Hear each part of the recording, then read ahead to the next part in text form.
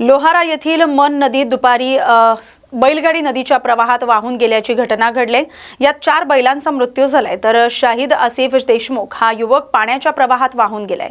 त्याच्यासोबत असलेला अबू तालेब याला ग्रामस्थांनी सुखरूप बाहेर काढले। प्राथमिक माहितीनुसार शेतीचं काम आटोपून दोघेही बैलगाडीतून घरी परतत असताना ही घटना घडली।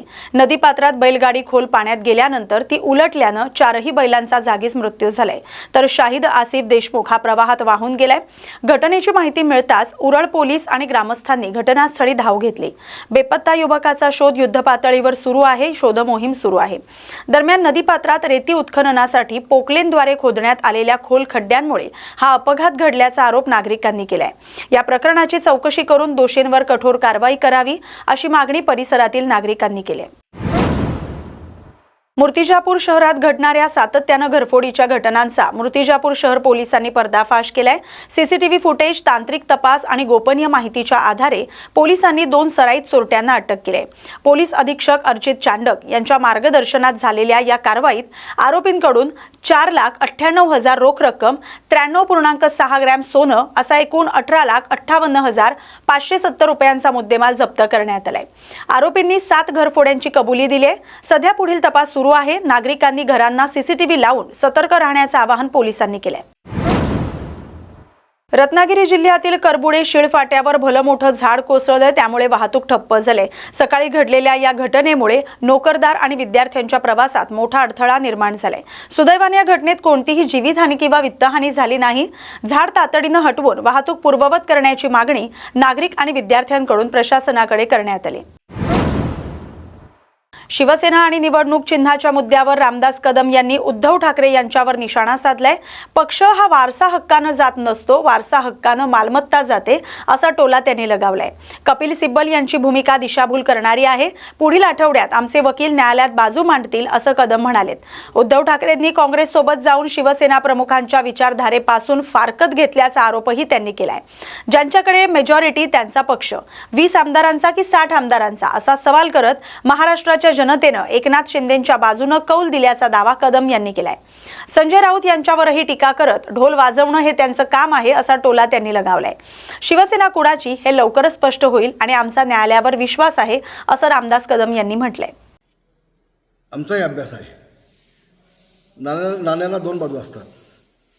आता त्यांची ठाकरे जे आहेत उद्धवजी, त्यांच्या वकिलांनी त्यांची बाजू मांडली।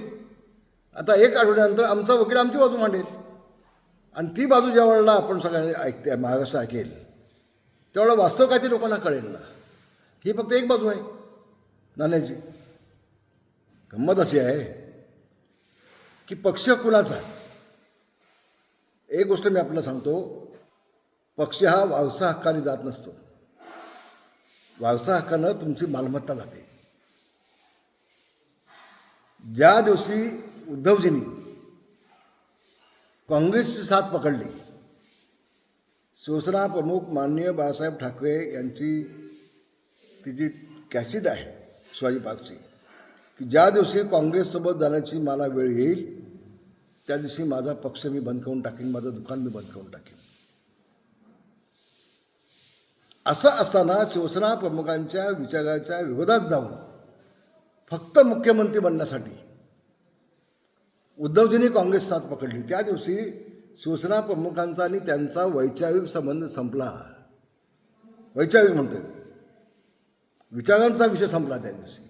शिवसेना प्रमुखांच्या शिवसेनेचा विषय हा त्या दिवशी संपला ज्या दिवशी उद्धवजी काँग्रेससोबत गेले। हे वास्तव आहे आणि आम्ही शिवसेना प्रमुखांची विचारधारा सोबत घेऊन त्यांची शिवसेना सोबत घेऊन पुढे चाललो आहे। ही महत्त्वाची भूमिका घेऊन या 2 गोष्टी आपण लक्षात घ्या। पहिल्यांदा ह्याच्यावरती कोणी काय बोलतच नाही। या विषयावरती कोणी काही बोलू शकत नाही, बोलत नाही। आणि म्हणून 2/3 झाल्यानंतर निवडणूक आयोगानं एकनाथ शिंदेला संमती दिली। नियम आहे। शेड्यूल 10 तुम्ही बघा काय म्हणताय ते। 2/3चा आमचा तो संविधानात दिलेला अधिकार आहे एकनाथ शिंदेना तो। आणि पुढचं सांगतो तुम्हाला मी, उद्धवजींकडनं जी एक चूक झाली मोठी, ती त्यांनी निवडणुकीला विधिमंडळामध्ये सामोरं न जाता त्या मी अड्ड्याविषयीच मुख्यमंत्री पदाचा राजीनामा देऊन मोकळे झाले. घाबरले ते. या मुद्द्यावरती कोण येतच नाही, कोण पाहतच नाही. बिलकुल होय, विधिमंडळ वेगळं, पक्ष वेगळा म्हणता तुम्ही, घटना म्हणता तुम्ही. तर घटनेमध्ये तर शिवसेना प्रमुखांनी भूमिका पक्षाची स्पष्ट केली होती की आम्हाला काँग्रेससोबत जाणं नाही. ज्या दिवशी जाणार त्या दिवशी सगळं संपलं पक्षाचं, तिथं सगळं संपलं का. आणि 2018ची घटना काय म्हणते, एकनाथ शिंदेची जी घटना जी आहे ती काय म्हणते, त्या दोन्ही ज्या वेळेला समोर येतील, आर्ग्युमेंट होईल त्यावेळेला वास्तव समोर येईल ना तुमच्या काय ते नेमकं. त्याच्या आधी कशाला तुम्ही ढोल वाजवत आहे. संजय गावत साहेबांचं कामच आहे ते ढोल वाजवायचं. तर त्याच्यावरती तुम्ही जाऊच नका ना. मग आता या पक्षात जाणार का, त्या पक्षात जाणार का, त्या पक्षात जाणार का, हे प्रश्न विचारण्यापेक्षा आता उद्धवजी पुन्हा तुम्ही काँग्रेससोबत घेऊन गेलात, राष्ट्रवादीमध्ये फूट पडली. मग आता नेमकं उद्धवजी कुठं जाणार आहे त्याचं तुम्ही बघा ना. आम्हाला कशाला सांगताय कुठल्या पक्षात आम्ही काय जाणार ते. चिंता आमची नको, तुम्ही स्वतःचीच काळजी घेतली पाहिजे. स्वतःचं तुम्ही पुढं काय करणार आहे ते तुम्ही लोकांना सांगितलं पाहिजे. आणि अजून दुसरी बाजू ऐकायची आहे आपल्याला. आम्हाला कसली अडचण नाही. एक सांगतो तुम्हाला पुन्हा एकदा, ज्याच्याकडे मेजॉरिटीचा पक्ष, आज एकनाथ शिंदेंनी 40 आमदार होते, 60 आमदार निवडून आणले. उद्धवजींचे आमदार किती आहेत, 20. मग ज्याच्याकडे 20 आमदार आहेत त्याचा पुढे पक्ष, की ज्याच्याकडे 60 आमदार आहेत त्याच्याकडे पक्ष. काहीतरी विचार होणार की नाही. आणि महाराष्ट्राची जनताने कौल कुणाच्या बाजूने दिलाय, एकनाथ शिंदेच्या बाजूने कौल दिलाय की उद्धवजींच्या बाजूने कौल दिलाय.